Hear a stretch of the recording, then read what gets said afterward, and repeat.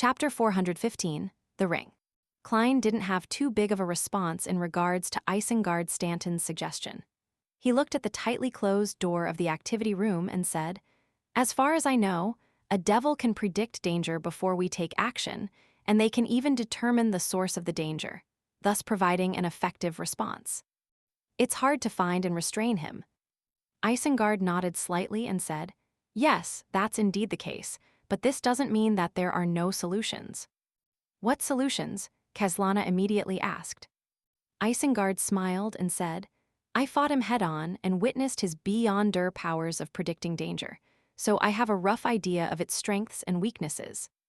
A devil can indeed detect danger before it happens, and it can be done so for quite a significant period of time prior to the danger. As long as we make any plans and take decisive action that targets him, he would receive the corresponding premonition. Of course, it has to be something that can really harm him. No, the truth is that the strengths and weaknesses of different types of devils are different. Some of them might only be capable of detecting danger 10 to 20 minutes in advance." Klein silently retorted, but he didn't say it out loud. Isengard continued, "The flaw of premonition powers is that it can only detect the person and location of the danger, but it doesn't know the specific details. This gives us an opportunity to take advantage of it." "What opportunity? I don't think we can trap a devil that can predict danger," Keslana asked incredulously. Klein also nodded in agreement. "Of course, I can use the gray fog to deceive the Desire Apostle, making him unable to detect danger ahead of time.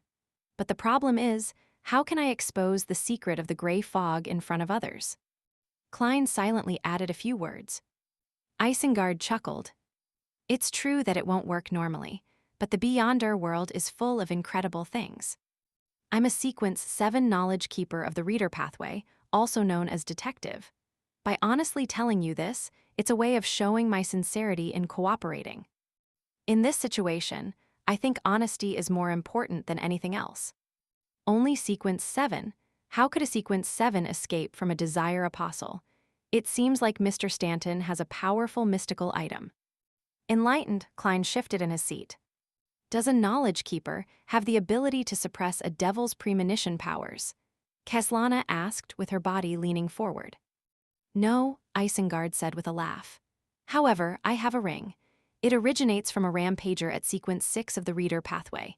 It allows me to differentiate, recognize, remember, and mimic all the Beyonder powers I've seen before.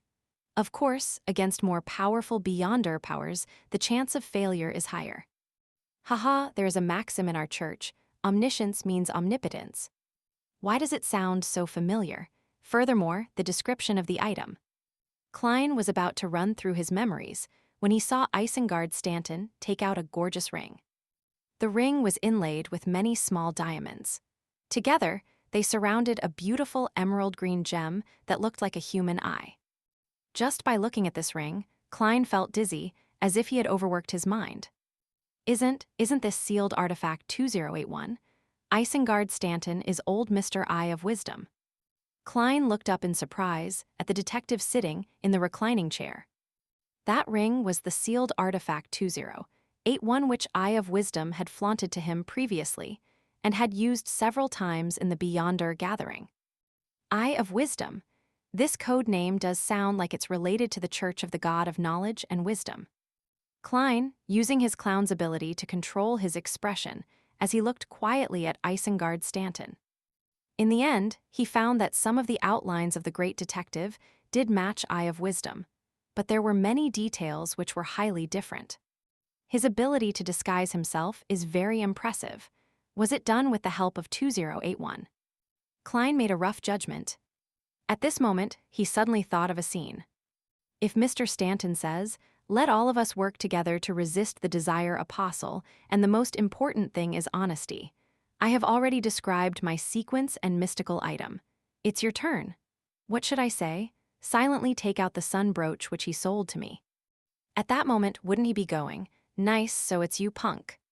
While Klein was imagining things, Keslana looked at the ring Isengard Stanton showed and asked in envy and puzzlement, "What power are you planning on mimicking to resist the Desire Apostle's ability to predict danger?" Isengard curled the corner of his lips and chuckled. The premonition that devils have towards danger. At that moment, he looked like a hoary fox. That actually works. Klein was instantly momentarily unable to figure out the intricacies.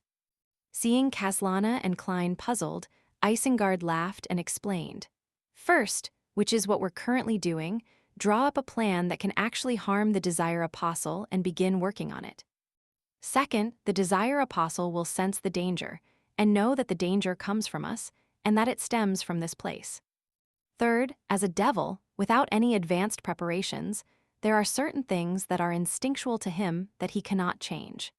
His first reaction is definitely to kill us or to exact revenge on us, and there will be certain changes to his body, after which he will consider whether the current situation is suitable for a counterattack or not, and whether he should choose to stay away from us. Fourth, by mimicking the devil's premonition powers, I'll sense the threat of the Desire Apostle and grasp the source of danger, which is also his present location. That's some godly operation. Klein was quite surprised. But what happens next? The Desire Apostle would run away as soon as he realizes that something is wrong. We won't even have time to chase after him. Doubts immediately arose in him. Isengard looked at the two of them and smiled. According to my deductions, he must be hiding in our surroundings right now. No matter how good he is at remotely controlling the emotions of others, there must be a distance limit. And just now, he had led Stuart and the others to lose control of their emotions. After I escaped his pursuit, the reason why it took me so long to appear here was because I was discussing a plan with the Nighthawks, Machinery Hivemind, and the military. They will each send 2 to 3 squads who are in charge of monitoring the nearby districts. These districts all have their code names. This will all be within the Desire Apostle's expectations. Even if he senses the danger, he will only treat it as normal. As soon as I confirm his location, I will inform the official Beyonders, and they will rapidly seal off the corresponding areas and close in on him. But herein lies the problem. How are we to inform the official Beyonders? If we're unable to accomplish this within seconds, the Desire Apostle will escape. Of course, he might have fled when what he just did had failed, Klein said in thought. If that's the case, we would be out of solutions as well. There's no plan that's absolutely perfect. We can only wait for a particular sealed artifact's activation process to complete.